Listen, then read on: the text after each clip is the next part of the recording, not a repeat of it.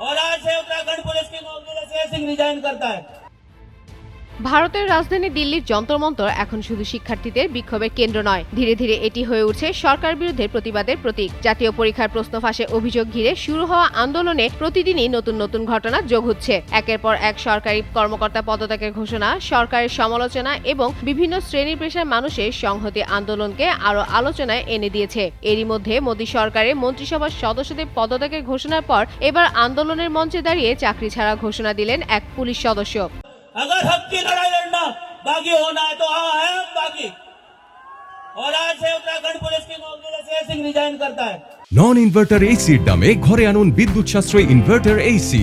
এখন 1.5 ton my one inverter AC মাত্র 48,900 টাকা পাওয়া যাচ্ছে মিনিস্টার শোরুমে।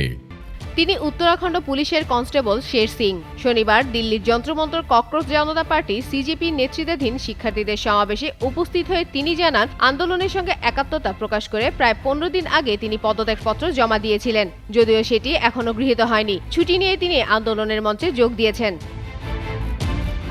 শের সিং বলেন, তার 3 বোনও আন্দোলনে অংশ নিয়ে আহত হয়েছেন। দেশের স্বার্থে একটি চাকরি হারানো বড় বিষয় নয় বলেও মন্তব্য করেন তিনি। মঞ্চে দেওয়া বক্তব্যে তিনি সরকারের নিয়োগ ব্যবস্থার তীব্র সমালোচনা করেন।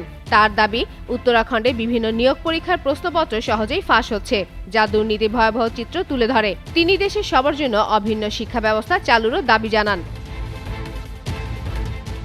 আন্দোলনকারীদের শান্তিপূর্ণ থাকার আহ্বান জানিয়ে শের সিং বলেন, পরিবর্তন আনতে হলে সহিংসতা নয়, ভোটের শক্তির উপর ভরসা করতে হবে। পাশাপাশি দিল্লি পুলিশ সদস্যদের উদ্দেশ্যে তিনি বলেন, তারাও কৃষক শ্রমিক পরিবারের সন্তান, তাই আন্দোলনকারীদের বিরুদ্ধে কঠোর না হওয়ার আহ্বান জানান। তবে শের সিং এর বক্তব্যের কিছুক্ষণের মধ্যে উত্তরাখণ্ড পুলিশ জানায়, তিনি নতুন করে আন্দোলনের কারণে চাকরি ছাড়েননি। পুলিশের দাবি, একটি অপরাধমূলক মামলায় জড়িত থাকার অভিযোগে তার বিরুদ্ধে আগেই বরখাস্ত ও বিভাগীয় ব্যবস্থা গ্রহণের প্রক্রিয়া চলছিল। অনুমতি ছাড়া কর্মস্থলে অনুপস্থিত থাকার কারণেও তাকে সাময়িক বরখাস্ত করা হয়েছে। বর্তমানে তার বিরুদ্ধে আইনি প্রক্রিয়াও চলমান। ফাতেমা ফাতেহ জান, যুগান্তর নিউজ।